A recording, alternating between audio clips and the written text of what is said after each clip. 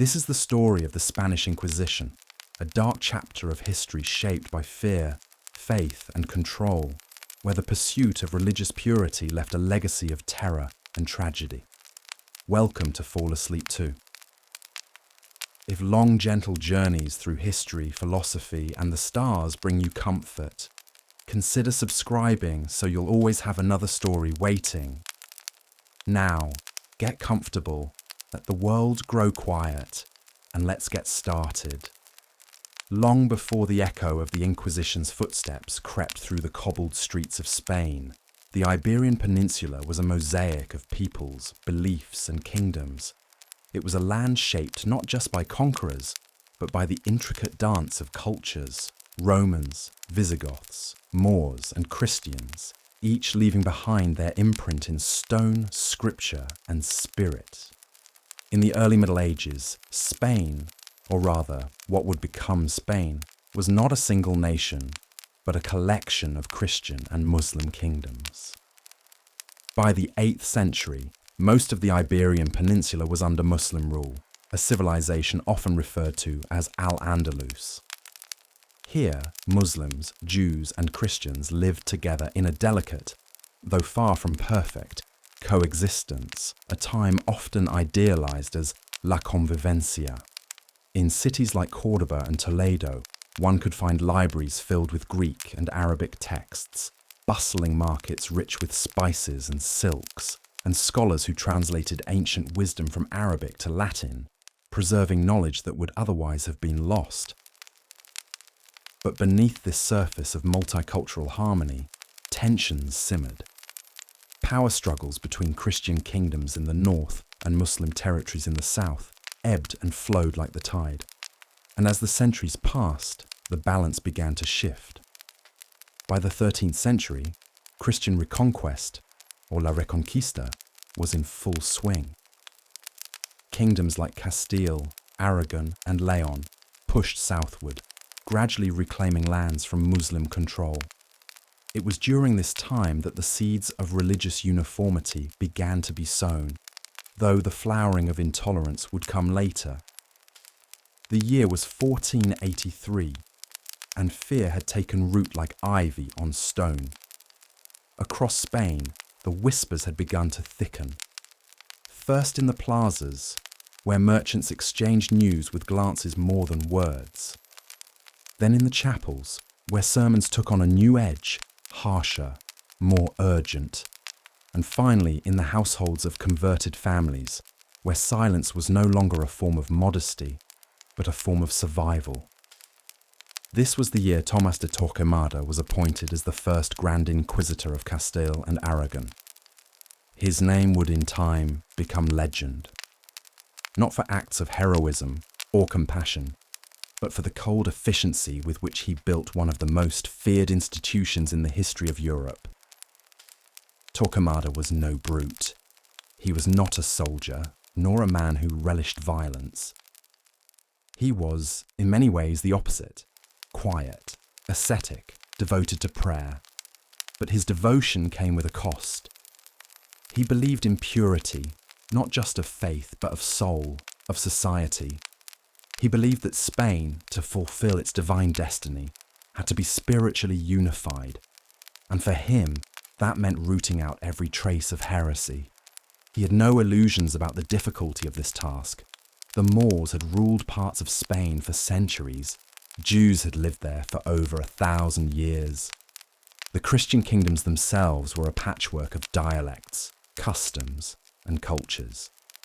But Torquemada believed that only one truth could exist, the Catholic truth, and it must dominate all others. His first acts as Grand Inquisitor were not dramatic, but deliberate. He reorganized the tribunals, establishing a central authority with branches throughout the peninsula. He created standardized procedures for investigation, interrogation, and sentencing. He trained a cadre of inquisitors, lawyers, theologians, monks, who would carry out the work of identifying and eliminating heresy. These inquisitors did not arrive with armies. They arrived with parchment and ink, with authority granted by both crown and church. Their presence meant questions, and questions meant danger. In cities like Seville, Córdoba, and Valencia, the inquisitors set up offices. They opened public campaigns by announcing edicts of grace, proclamations inviting people to confess their heresies voluntarily. In return, they were promised mercy, a lighter sentence, perhaps only penance. But the edict was not merely an invitation to confession, it was an invitation to accusation. Neighbours accused neighbours. Business rivals accused each other. Old grudges became new indictments. People were incentivized to report heresy, either out of fear or out of hope for personal gain. And when the accusations began, the machinery of the Inquisition creaked to life. Those named were arrested, often without warning. They were taken from their homes, sometimes in the dead of night, by armed guards. Their families might never see them again. And then, the waiting began. Inquisitorial prisons were not like the crowded dungeons of legend. They were clean, cold, and silent. Prisoners were kept in isolation, denied knowledge of who had accused them or what evidence had been brought forth. Days stretched into weeks, weeks into months. Some broke under, the weight of solitude alone. When questioning began, it was methodical. The goal was not merely to uncover heresy, but to extract confession. Truth was not a fixed point, it was what the tribunal said it was. And when gentle questioning failed, harsher methods were permitted. Torture was legal, though technically only used when necessary and when evidence already suggested guilt. It was a ritual as much as a punishment. The inquisitors would pray before and after, asking God to illuminate the soul of the accused. Techniques varied. The strappado, in which the victim's arms were tied behind their back and they were dropped from a height, jerking the shoulders violently. The rack, slowly pulling limbs in opposite directions. The use of water, poured down the throat until breathing became a desperate act. And yet, for all its cruelty, torture was used with chilling bureaucracy. It was recorded, measured, justified. Some confessed to anything, others died rather than speak, and many, once broken, would be given a chance to repent. That was the stated goal of the Inquisition after all. Not death, but reconciliation. A soul turned back to the church was, in theory, a victory, but the sentence could still be harsh. Those found guilty might be forced to wear a San Benito, a coarse garment marked with symbols of their crimes, flames, devils, crosses. They might be paraded through the streets in public penance, whipped or imprisoned for life. Their property could be confiscated, their children barred from certain professions. And for those who would not confess, or who were found guilty of relapsing into heresy after forgiveness, the outcome was grim. The auto da fe, the act of faith, was the Inquisition's most visible and theatrical expression of power. Held in public squares, sometimes on feast days, they drew crowds like festivals. People travelled from miles away. Vendors sold food. Families gathered in anticipation, and at the centre of it all were the condemned. Wearing their San Benitos, they were led before the crowd. The sentences were read aloud. Some wept, some prayed. A few shouted defiance. And then, for those who were to die, they were handed over to secular authorities. For the Inquisition, in its own legal fiction, did not kill. It judged. The state carried out the sentence. Death by fire was rare in other forms of European justice by the late 15th century, but it remained a favoured method for heresy. Flames were seen as purifying, a final trial by ordeal. Burnings could be slow, meant to give the condemned one last chance to recant. If they did, they might be strangled first. If not, they burned alive. The crowd watched. Some cried, others cheered, and above it all, the inquisitors observed, silent, hooded, unflinching. But not all inquisitors were alike. Some were brutal, others were cautious. Some genuinely sought to save souls, others sought power or revenge or reward, and some questioned the very work they were doing. There are records of inquisitors resigning their posts, tormented by doubt. There are cases where local bishops resisted inquisitorial interference, arguing that mercy must temper justice. But the system itself was vast, and once it moved, it was hard to stop. Even those who had been acquitted or repented could not escape the stigma. Families bore the weight of accusation for generations. To have had an ancestor investigated by the Inquisition could bar you from holding office, joining a guild, or marrying into certain families. In a world where honour was currency, the Inquisition issued a kind of invisible debt, one that could never be fully repaid. And yet, Spain thrived. Economically, culturally, even scientifically, the 16th century brought a golden age. But beneath the poetry, the paintings, and the palaces, the shadow of the Inquisition loomed. People smiled with guarded eyes. They spoke with measured tones. They prayed, always careful who was listening. And Torquemada, the architect of this silent fear, continued his work until his death in 1498. By then, he had overseen thousands of investigations, hundreds of executions. When he died, he was buried quietly in Avila. His legacy, fiery and contested, would live far longer than his bones.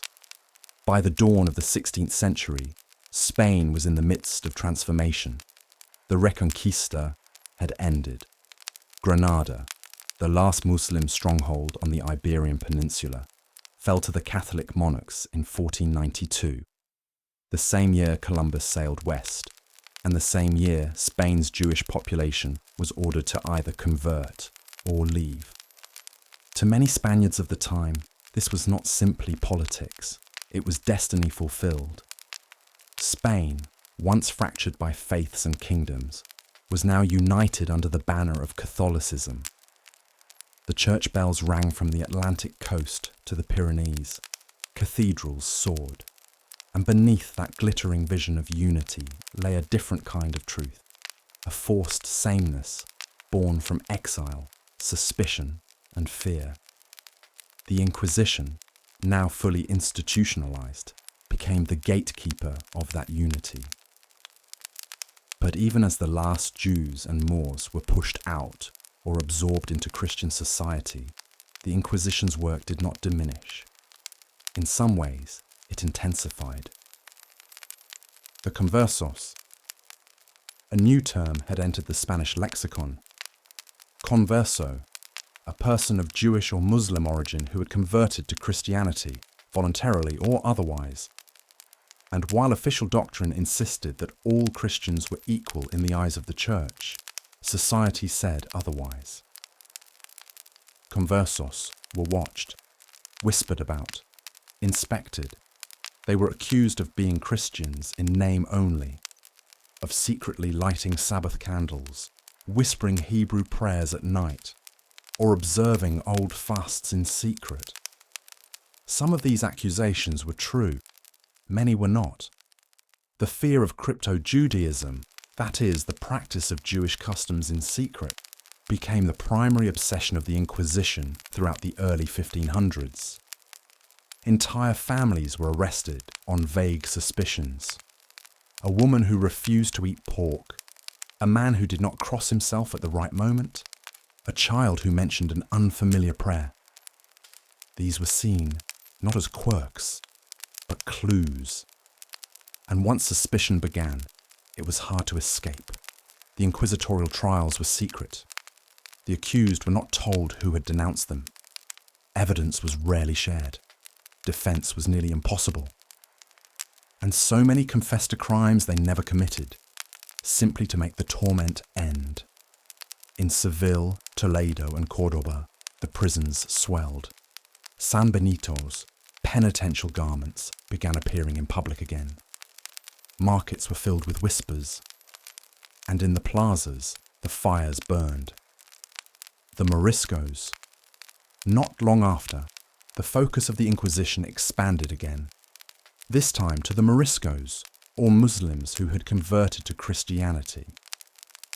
Initially, after the fall of Granada, Muslims were promised religious freedom, but as the century progressed, that promise eroded. By 1502 in Castile, and by 1526 in Aragon, Muslims were ordered to convert or leave, just as the Jews had been before them. Thousands converted, but again suspicion followed. The Inquisition now began rooting out signs of crypto-Islam. Arabic books were burned. Traditional clothing was banned. Even bathing practices, which were different in Islamic tradition, could raise red flags. Moriscos, like conversos before them, were caught in a no-man's land. They were legally Christian, but socially distrusted. Their mosques had been turned into churches. Their language was outlawed. Their customs became crimes. Entire villages, especially in Valencia and Granada, came under scrutiny. Some were accused of plotting rebellion. Others were simply denounced for speaking Arabic in the marketplace. By the 1560s, tensions boiled into open revolt. The rebellion of the Alpujarras, a violent and desperate uprising by Moriscos, in the mountains of southern Spain. It was crushed brutally, and in 1609, the Spanish crown would take one final step: the expulsion of the Moriscos. Nearly 300,000 people, Spanish by birth, Christian by law, were forced to leave their homes. The dream of a purely Catholic Spain, pursued for over a century, had finally become reality. The bureaucracy of faith. By this time, the Inquisition had evolved into a vast and deeply entrenched institution. It had its own hierarchy: inquisitors, notaries, jailers, torturers. It had its own courts, secret archives, and networks of informants. It was financed in part by the property of the condemned. And it was independent of most other powers, not answerable to bishops, nobles, or even local kings. In a sense, the Inquisition became a state within a state. It answered only to the crown and to God, and in Spain, the two were often treated as one and the same. The Holy Office, as it was called, employed thousands. It issued edicts, conducted censorship, maintained blacklists of banned books, and regulated the orthodoxy of everything from sermons to songs. Its records were meticulous. Trial transcripts, confessions, evidence, all copied by hand and stored in archives. These documents survive in part today and paint a chilling portrait of the day-to-day terror experienced by so many ordinary people. And yet, despite its reach and ruthlessness, the Inquisition was not entirely immune to resistance. Some priests tried to protect their parishioners. Some communities refused to testify. Some of the accused went to their deaths without ever confessing, clinging to dignity in the face of fire. Others tried to escape. Conversos fled to Portugal, Italy, or the New World. Some even found refuge under Ottoman rule, where religious minorities were often more tolerated than in Christian Europe. But the Inquisition followed. It adapted. It persisted. And in the background, the world was changing. The Protestant Reformation was spreading in the north. Humanist ideas were blooming. New worlds were being charted across oceans. Printing presses churned out books and Bibles in languages that common people could read. But in Spain, the Inquisition remained, a fortress against the tide. For some, it was a guardian of truth. For others, it was the embodiment of tyranny. And for most, it was simply part of life, like the church bell, the harvest, or the long shadows of dusk. A silence to be observed, a gaze to be avoided, a presence always felt, even when unseen. As the 16th century unfolded, the Spanish Inquisition turned its gaze beyond the familiar cathedrals and cobbled streets of Castile and Aragon. Spain, newly ascendant as a global empire, was now stretching across oceans, and as Spanish galleons carried silver, spices and soldiers to the New World, so too did they carry the long reach of the Inquisition. It was no longer enough to purify the homeland. Now the Spanish soul had to be safeguarded wherever it wandered. Inquisition tribunals were established in Mexico City, Lima, and Cartagena de Indias, all vital nodes in Spain's growing imperial network. These overseas inquisitions were modelled after their counterpart in Spain, but they encountered new cultures, new challenges, and new forms of resistance. Faith and fear in the New World. In the Americas, the Inquisition's role was complex. Its targets were primarily Spaniards, settlers, and conversos who had fled persecution in the Old World, hoping to disappear into the vastness of the colonies. But no one disappeared for long. Rumours followed families across the sea, whispered names, half-remembered accusations, bloodlines traced back to those once judged in Toledo or Granada. Inquisitors in the colonies were particularly concerned about Judaizantes, crypto-Jews who had outwardly converted but were suspected of practicing Judaism in secret. One of the most well-known victims of the Mexican Inquisition was Luis de Carvajal the Younger, a converso who arrived with his family in the late 16th century. Though baptized and educated as a Christian, he and many members of his family were accused of secretly maintaining Jewish practices. Luis was arrested, tortured, and ultimately executed in an auto da fe in 1596. His story, preserved in letters he wrote from prison, became a symbol of tragic resistance, a reminder that even across oceans, the past could not be outrun. Indigenous belief and syncretism, but the Inquisition's colonial work extended beyond conversos. In the heart of the Americas, inquisitors encountered the indigenous peoples of the land, Aztec, Maya, Inca, and countless others who had been forcibly converted to Christianity by Spanish missionaries. Yet beneath the surface of Christian rituals, many indigenous communities preserved fragments of their ancient cosmologies. A native god hidden behind the image of a saint. A sacred mountain reimagined as Calvary. A festival danced in both Christian and pre-Columbian rhythms. To the Inquisition, this blending, this syncretism, was deeply troubling. It meant that the conversions were not total, that the old gods still whispered behind the masks of Catholicism. Some friars reported it, others tolerated it quietly, understanding that faith, like language, does not always translate cleanly.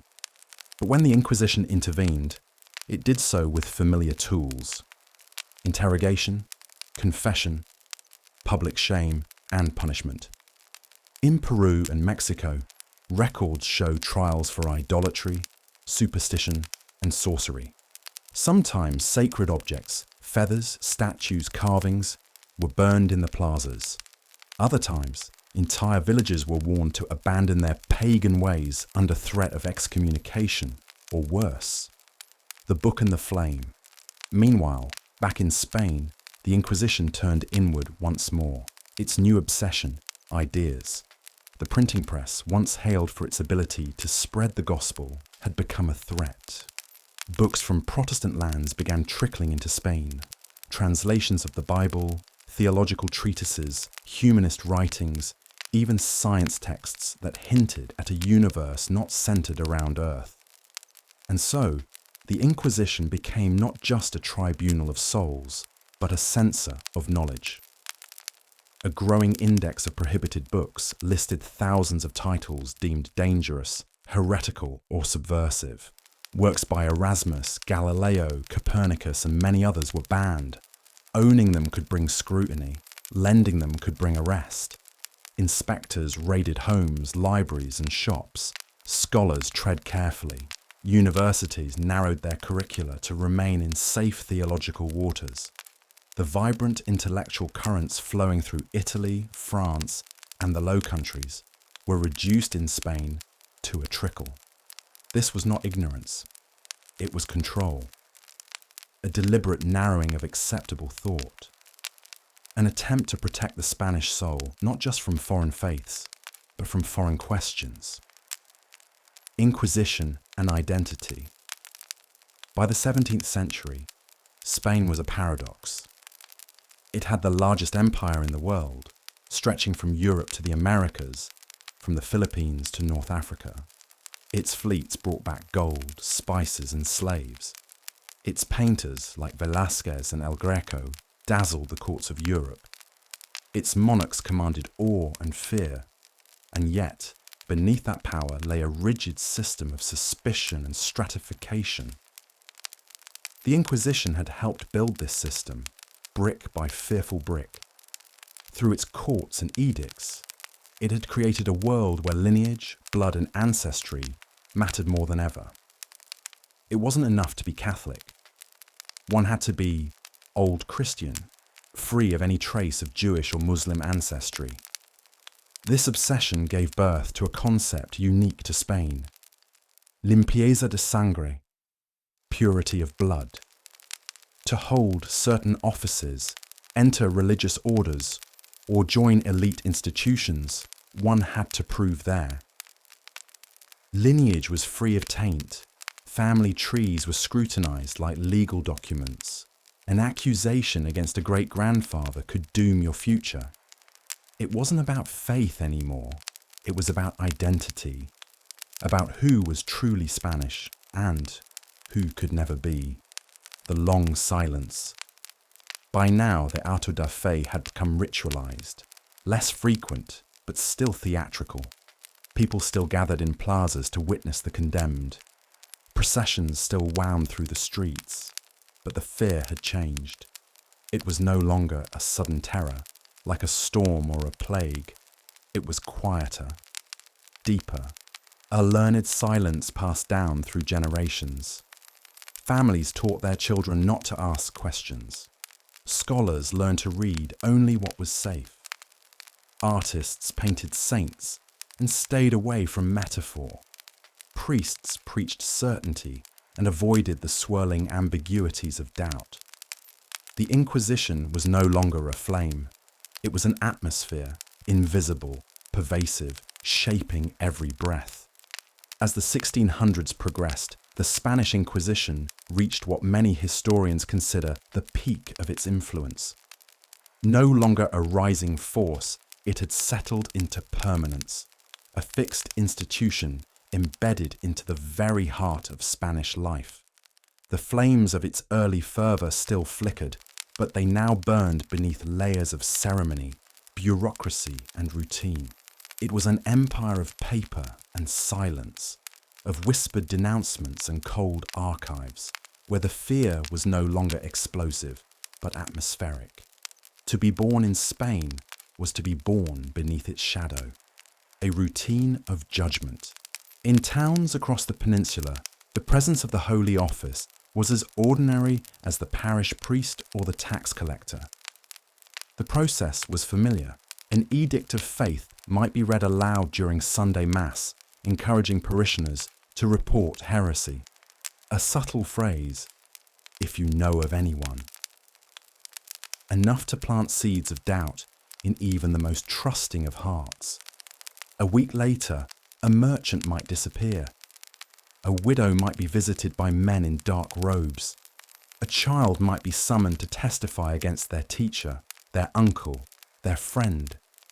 Inquisitorial trials followed a fixed pattern: secret arrests, solitary confinement, careful documentation. The accused were told they had been denounced, but not by whom or in what context. They were asked to confess, to examine their thoughts, their habits, their family histories. Often, their greatest crime was uncertainty, not knowing what had led to suspicion. not knowing what parts of their lives had become dangerous. Inquisition prisons, while not the dungeons of popular myth, were suffocating, not for their cruelty, but for their design, silence, isolation, routine, the unspoken pressure to break, and when confessions came, whether from guilt, exhaustion, or confusion, the path forward was clear. Penance, shame, or the fire, the spectacle continues. Even in its most bureaucratic phase, the Inquisition retained its theatre. The auto da fe remained a central part of public life, a grim reminder that faith was not merely personal, but political, visible, performative. In cities like Madrid and Valladolid, grand ceremonies were staged. The condemned were paraded through the streets, dressed in their sanbenitos, the penitent robes, often adorned with images of flames, demons, or crosses. Some would be reconciled and spared. Others were handed over to secular authorities for execution. The Inquisition, ever careful, maintained its legal fiction. We do not shed blood. It judged, it corrected. The crown burned. But the crowd saw no such distinction. They saw smoke rising, heard the cries, felt the heat, and then silence, policing the mind. By the mid-17th century, the focus of the Inquisition had shifted again. The great religious expulsions of Jews in 1492 and Muslims in 1609 were behind them. The Protestant Reformation had been largely contained. The empire, while still vast, was showing cracks. So the Inquisition turned increasingly inward, becoming a guardian of orthodoxy, not just in belief, but in thought. It expanded its control over books, sermons, and ideas. The Index Librorum Prohibitorum, the list of banned books, grew steadily. Translations of the Bible into Spanish were prohibited. Scientific texts that hinted at heliocentrism, human anatomy, or philosophical materialism were blacklisted. Even certain works of poetry and theatre were condemned. This was not an age of bonfires. It was an age of quiet suppression. A single paragraph, a stray metaphor, a misunderstood essay could destroy a scholar's career or invite months of imprisonment. Even among clergy and academics, a culture of self-censorship took hold. Universities avoided controversy. Priests kept to approved homilies. Writers veiled their critiques in allegory or myth, hoping the censors would miss the point. And yet, Spain was not silent. In art, in architecture, in music, creativity continued to find expression, but always under watch, always within bounds. The Inquisition had created a paradox, a vibrant culture built beneath a ceiling of fear, Inquisition and the Spanish identity. By now, the Inquisition was more than a tribunal. It was a cultural force, a shape imposed on the Spanish soul. To be Spanish, one had to be Catholic, not just by faith, but by ancestry, by association, by assumption. Anyone with Jewish or Muslim heritage, no matter how distant, no matter how devout their Christian life, carried a stain. Whole families bore the label of new Christians, unable to fully escape the suspicion of the past. This obsession with limpieza de sangre, purity of blood, infiltrated every aspect of society: marriage, employment, education, politics. A man could rise in wealth and status, only to be cut down by a discovered lineage, an old rumour, a missing document. Inquisition records even show noble families forging genealogies to hide undesirable ancestry. It was not just faith under scrutiny, but origin. This racialized theology would have profound consequences, not just for Spain, but for the world it colonized, laying foundations for ideas of blood purity, caste, and classification that would echo for centuries. Dissent and resistance. Yet even in its dominance, the Inquisition faced resistance. Some clerics denounced its excesses. Some communities protected their own. Some accused learned how to manipulate or confuse the tribunal. and some fled, crossing borders, adopting aliases, vanishing into the sea of the empire. There were voices, cautious, often anonymous, who wrote against it, who asked, "Can true faith survive when it is enforced by fear?" These voices rarely changed policy, but they kept alive a thread of humanity, of conscience. And over time, even the Inquisition itself began to crack under the weight of its contradictions. It had been born in a time of spiritual certainty. But now, new ideas were rising. About reason, about tolerance, about freedom of conscience. Storms were coming. By the beginning of the 18th century, the Spanish Inquisition was no longer the fierce, fiery institution it had once been. The bonfires still burned from time to time, and the prisons still held the accused in silence. But something had shifted, not in the tribunal itself, but in the world around it. Spain, once the most powerful empire on earth, had begun to decline. Its colonies were restive, its economy sluggish.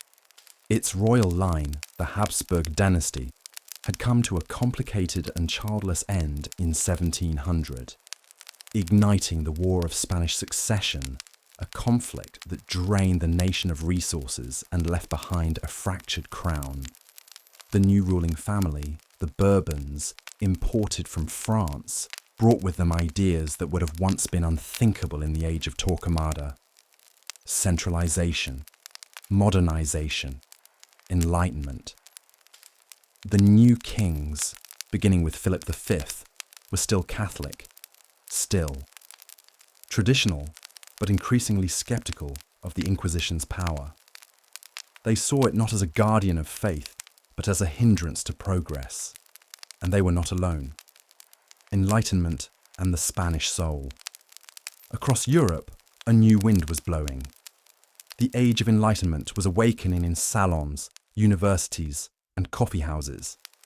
Philosophers like Voltaire, Rousseau, and Locke spoke of reason, liberty, and tolerance. Science flourished. Literature challenged old certainties. Faith, while still powerful, was no longer unquestioned. Even in Spain, long resistant to foreign ideas, Enlightenment thought began to seep in, through translations, through travellers, through quietly circulating banned books. And the Inquisition, for the first time in its history, found itself on the defensive.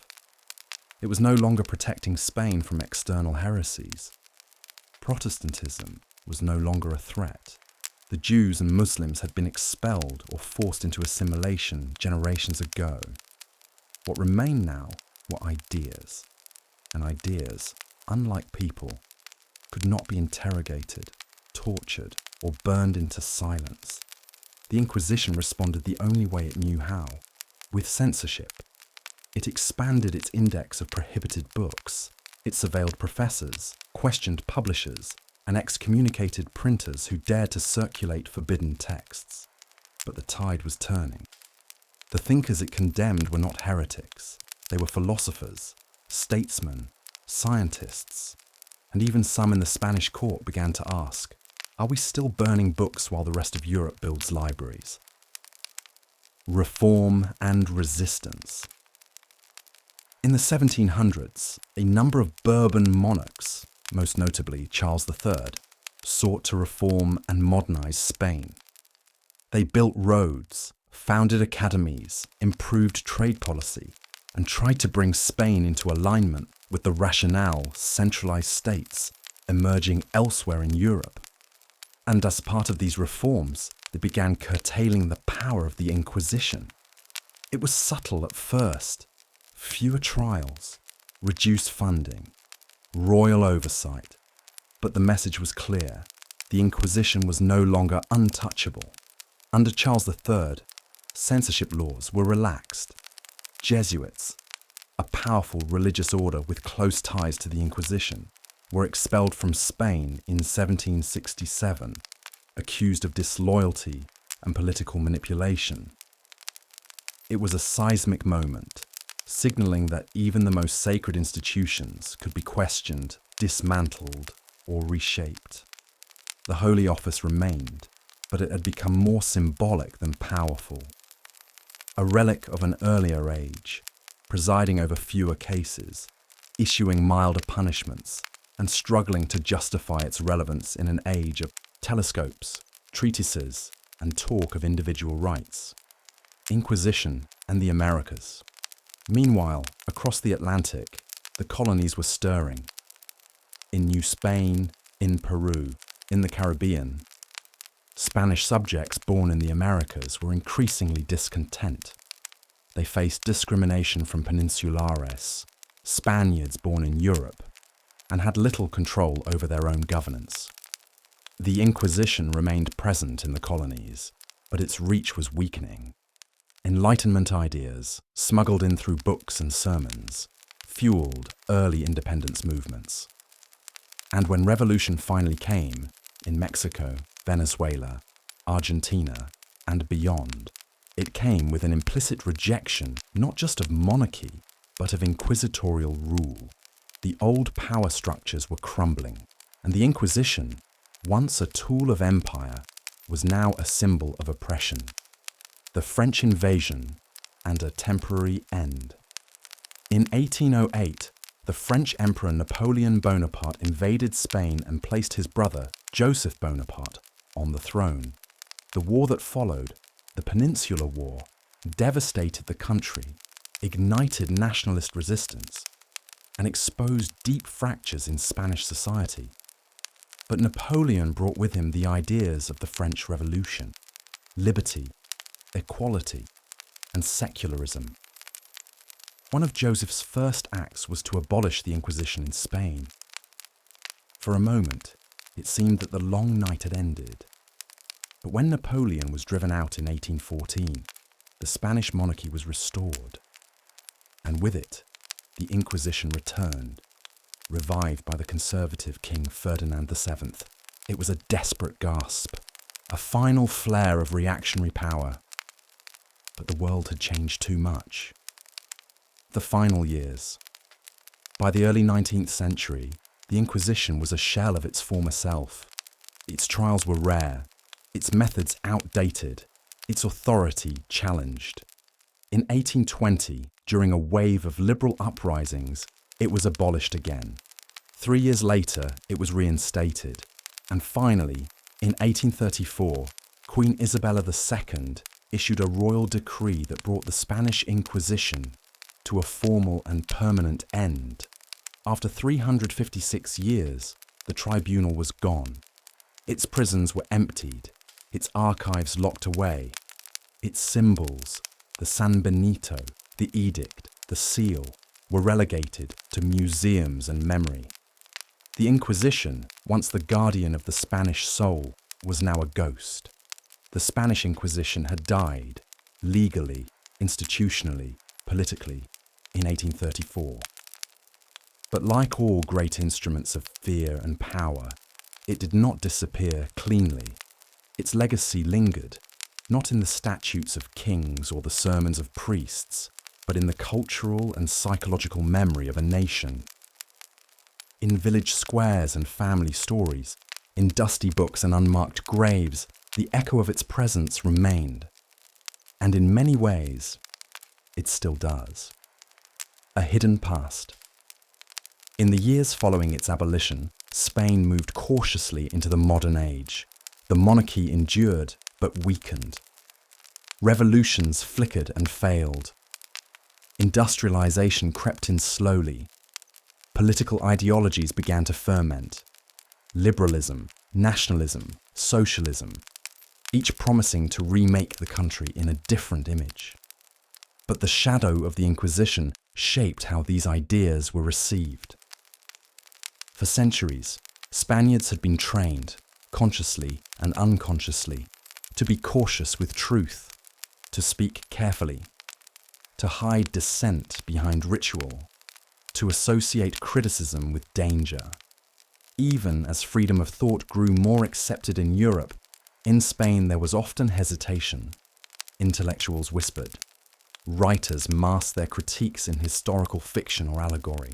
Teachers walked a narrow line.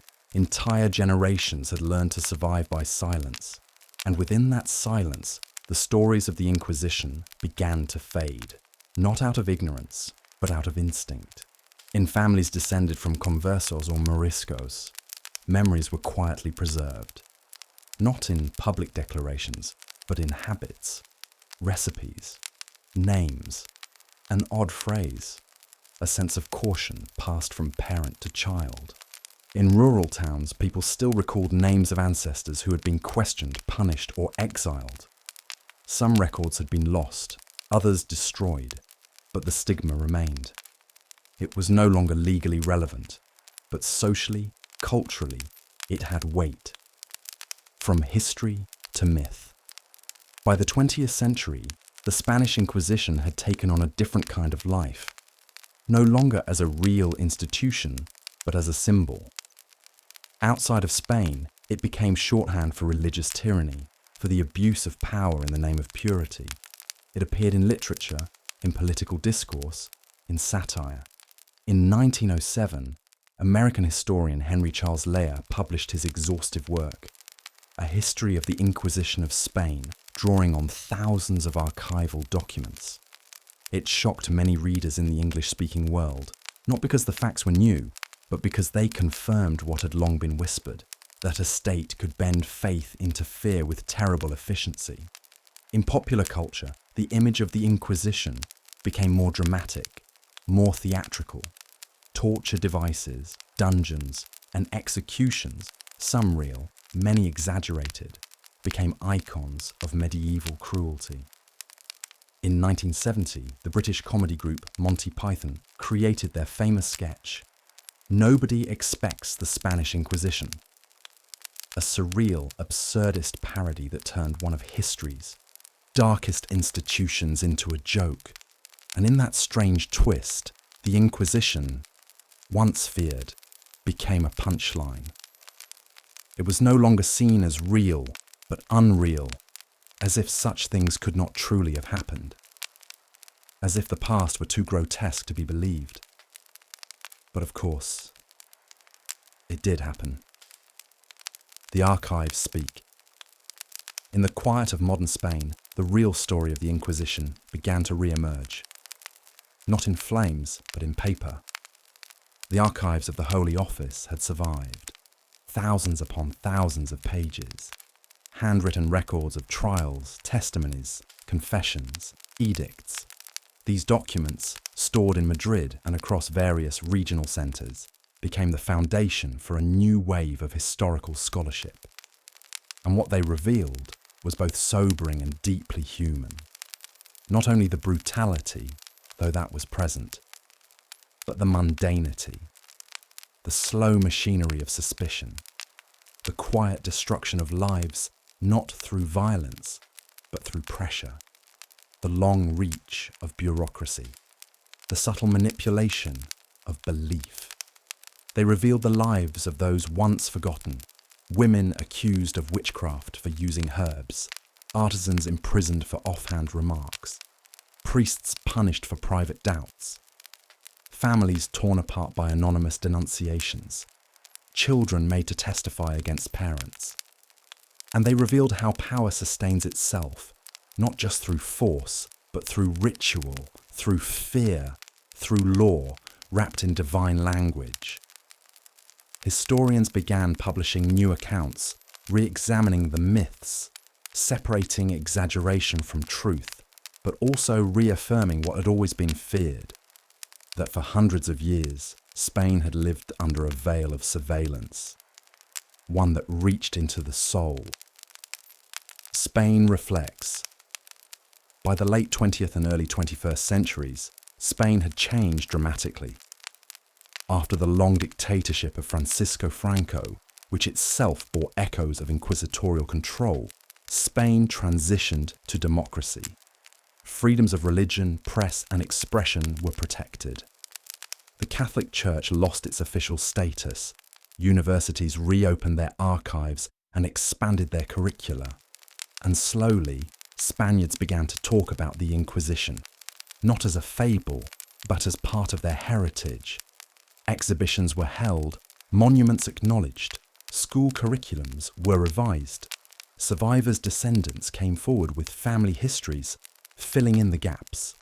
And in 1992, 500 years after the expulsion of the Jews, Spain formally revoked the Edict of Expulsion, acknowledging the historical injustice and inviting Sephardic Jews to reclaim Spanish citizenship. It was a gesture, symbolic, yes, but meaningful. A recognition that silence is not the same as peace. The Spanish Inquisition may have ended nearly 2 centuries ago, but its lessons still drift through time like smoke, subtle, lingering, impossible to fully grasp and impossible to fully ignore. It teaches us how fear can be codified, how ordinary people can become instruments of cruelty, not through hatred, but through belief, how systems once created can outlive the intentions of their creators and take on lives of their own.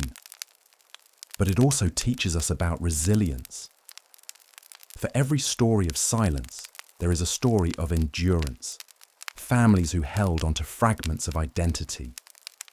Scholars who risked their futures to preserve knowledge.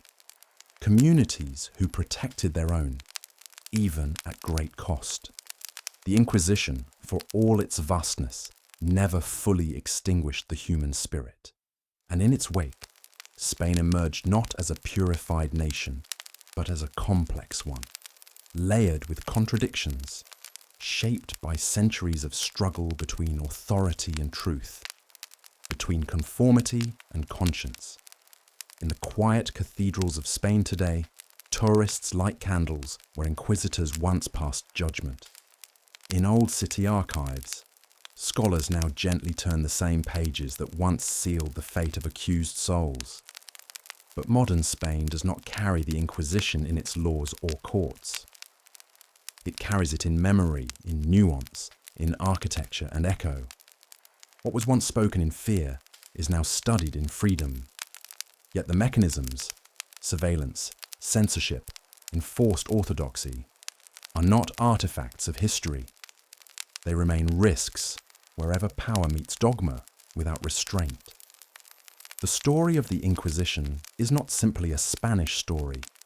It is a human one, a cautionary tale about the fragility of truth in the hands of unchecked authority.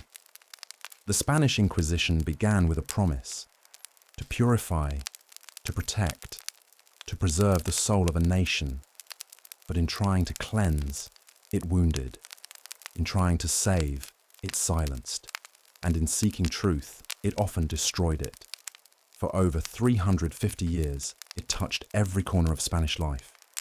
Its faith, its families, its fears. It reshaped identity, rewrote memory, and redefined what it meant to belong. But it could not last forever. Time erodes even the strongest towers. Ideas move through cracks, and eventually, a people taught for centuries to kneel, learned once again to stand. Today, the Inquisition lives only in history books, in museum displays, and in whispered stories passed down across generations. It is studied, not feared, spoken of, not enforced. And as the candles burn low and the night deepens, we are reminded that even the longest shadows end when the light returns.